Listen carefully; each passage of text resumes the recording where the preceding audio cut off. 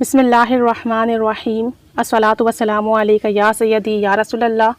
وعلی آلک و اصحابک یا نور اللہ اللہم صلی علی محمد کما تحب و ترضی عنہ۔ بہت سارے لوگ اکثر میسیجز بھی کرتے ہیں، واٹس ایپ پر بھی کانٹیکٹ کر رہے ہوتے ہیں اور کامنٹ سیکشن میں بھی پوچھتے ہیں کہ ہدیہ کیسے کریں،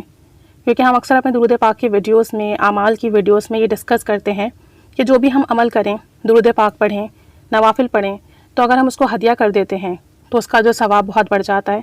اور جو روحانی ہستیاں ہوتی ہیں وہ ہماری طرف متوجہ ہوتی ہیں اور پھر ہمیں روحانی فیض ملتا ہے۔ تو بہت سارے لوگ یہ کویشچن کرتے ہیں کہ ہدیہ کرنا کیسے ہے۔ دیکھیں، ہدیہ کرنا کوئی بہت بڑی بات یا کوئی بہت مشکل بات نہیں ہے۔ آپ نے جو کچھ بھی پڑھا، اگر آپ نے درود پاک پڑھا ہے، نوافل پڑھے ہیں، سورہ اخلاص پڑھی ہے، سورہ کوثر یا کوئی بھی ذکر و اذکار آپ نے کیے ہیں، تو اب اللہ تعالیٰ سے کہیے کہ یا رب عز و جل، یہ جو کچھ بھی میں نے پڑھا ہے، سپوز میں نے 500 مرتبہ درود شریف پڑھا، تو آپ کہیں کہ یا اللہ تعالیٰ، یہ جو 500 مرتبہ درود پاک ہے، اس کا جو ثواب میں نبی کریم صلی اللہ علیہ وآلہ وسلم کی روح مبارک کو ہدیہ کرتا ہوں یا کرتی ہوں،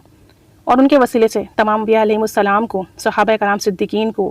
شہداء کرام صالحین کو، اولیاء کرام نیک بزرگان دین کو، تمام امت کو، تمام فوج شدگان کو، تمام جنات کو، تمام مخلوقات کو ہدیہ کرتا ہوں۔ اور پھر اگر کوئی خاص ہستی ہیں جن کو آپ ہدیہ کرنا چاہتے ہیں تو آپ ان کا نام لے کے بھی کر سکتے ہیں، جیسے کہ میں نبی کریم صلی اللہ علیہ وآلہ وسلم کی پیاری بیٹی سیدنا فاطمہ الزہرا رضی اللہ تعالیٰ عنہا کی روح مبارک کو یہ عمل ہدیہ کرتی ہوں۔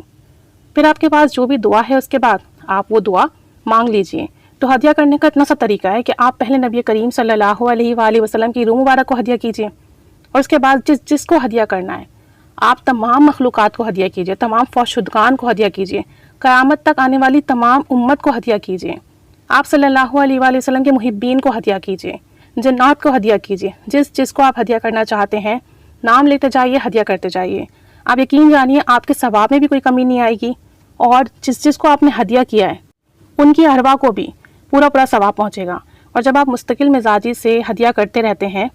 تو پھر اس کی برکت یہ واضح ہوتی ہے کہ ان کی روحیں متوجہ ہوتی ہیں۔ ظاہر سی بات ہے، اگر آپ کسی کو روزانہ گفٹ بھیجتے ہیں، ہدیہ مینس تحفہ ہوتا ہے نا، تو اگر آپ درود پاک پڑھ کر نیک ہستیوں کو، بزرگان دین کو، مبارک ہستیوں کو روزانہ ہدیہ بھیج رہے ہیں، گفٹ بھیج رہے ہیں، جب ان کے پاس روزانہ روحانی طور پر آپ کے درود پاک کا تحفہ پہنچے گا تو وہ آپ کی طرف متوجہ تو ہوں گے نا کہ یہ بندہ یا بندی روز مجھے تحفہ بھیجتی ہے، تو پھر وہ متوجہ ہوتے ہیں، اور جب وہ متوجہ ہوتے ہیں تو ہمارے مسئلے حل ہونے لگتے ہیں، پریشانیاں ختم ہو جاتی ہیں،